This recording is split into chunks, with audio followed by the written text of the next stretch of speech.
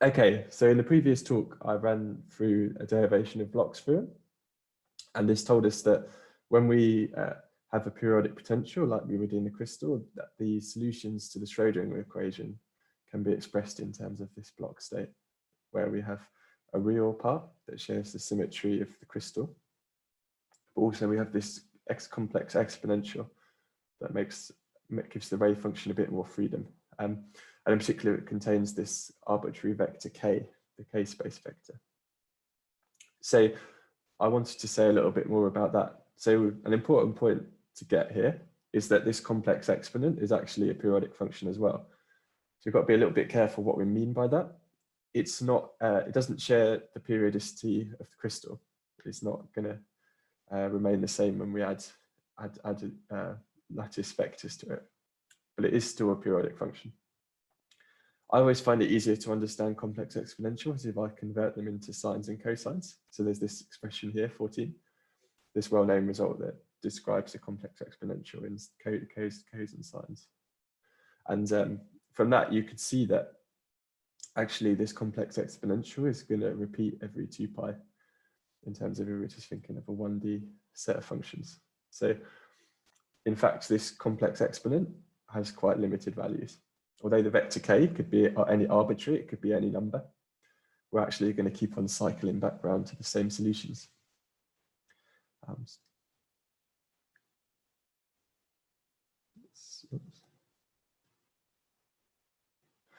It works out a little bit more complicated in 3D, as it always does. So rather than just being related to 2 pi, we get these expressions here for what are called in terms of the reciprocal lattice vectors.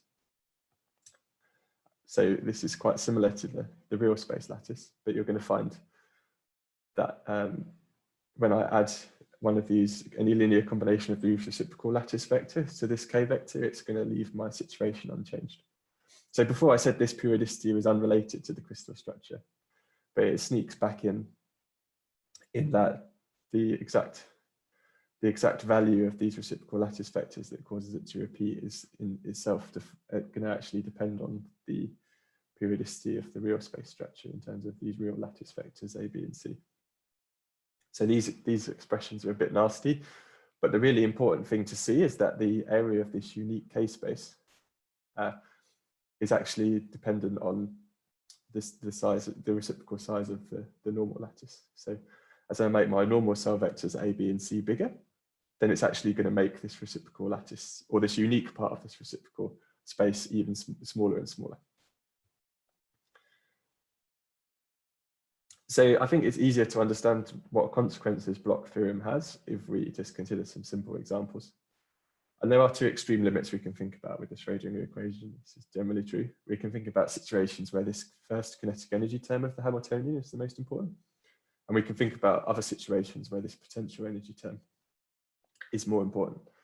Now, of course, when we're thinking about real materials or molecules, then we're somewhere in the middle, where both these effects are important. So it's not going to look exactly like either of these situations, but it's going to be a bit of a blend of them. So if we think about potential energy and forget kinetic energy, then we just have the Hamiltonians equal to a potential. And you can go through the potential energy. It's the energy of this potential is just going to be given by this expression 22 here. You can quite quickly run through it and see that it's just the modulus squared of the wave function that actually affects the total energy, the electron density. And we can plug in our solution for our Bloch waves into this expression and just crunch through the maths. And we'll see that we actually don't have any k dependence at all in this situation. So even though there is this arbitrary vector k, it doesn't add anything to our description in a potential energy dominated system. So a simple example we could use of this, and it's not a perfect example, would just be to look at an isolated hydrogen atom in DFT. And this is a set of calculations I've done. And what I've done is I've plotted the band that contains an electron. So there's just one spin up electron for the hydrogen atom. And you can see that actually this hydrogen energy level doesn't depend on this k parameter at all. It's the same for all values of k.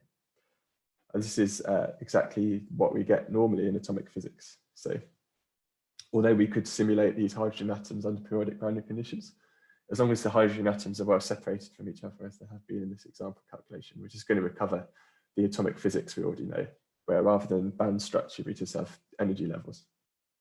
And the way that works is that these energy levels, they don't have any dependence on the K vector.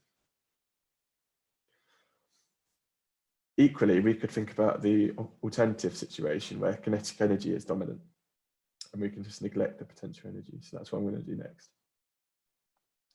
So if you plug our Bloch waves into this operator, you end up with this, and you see there is a K dependence there now in terms of the Hamiltonian.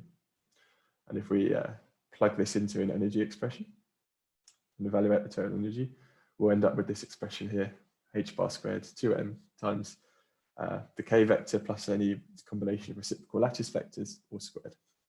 And this is a parabolic dependence on the K parameter. So this is the sort of solution you see for instance, for a homogeneous electron gas where the external potential is set to 0. And you've probably already seen this result in that context. So if I was to plot out this energy level across different values of K, and this K vector is arbitrary in the sense that I could have any value of K, but I've just plotted a certain range from here minus 6a over pi to 6a over pi, a being the real space lattice vector in that direction. You can see this nice parabola.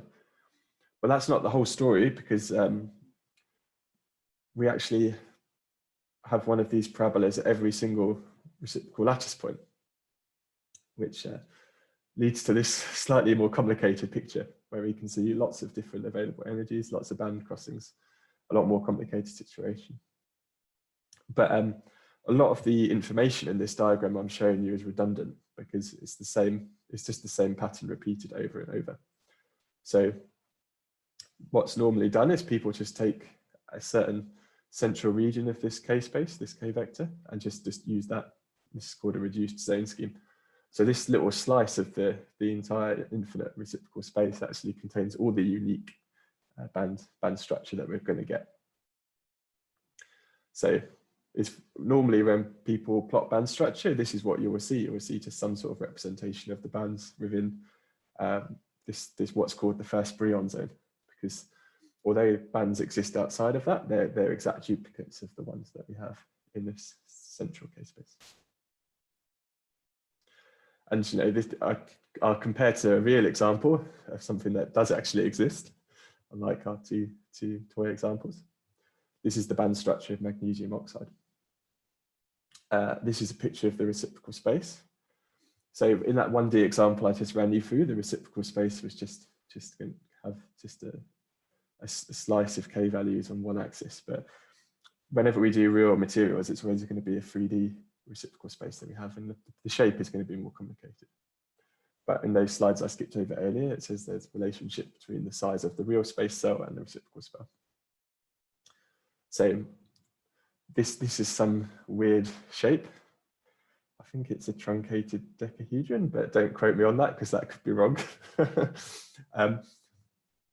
And as you might imagine, to actually plot the band structure for this weird shape is quite tricky to do. So what people normally do is they will plot out a particular path through this reciprocal space.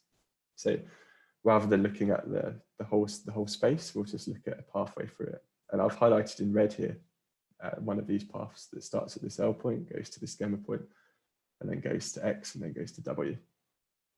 And the reason that this is so often done is because it always turns out that maxima or minima of bands happen at these high symmetry points, which are these label points in this diagram. So as long as we include all the high symmetry points, we can be sure that we had all the lowest and highest energy states, which is normally what we're interested in. So you can see that MgO has this quite complicated band structure, even though it's a simple material, where some of the bands look a little bit like parabolas at some points, but it's a bit of a mixture, a bit of a blend.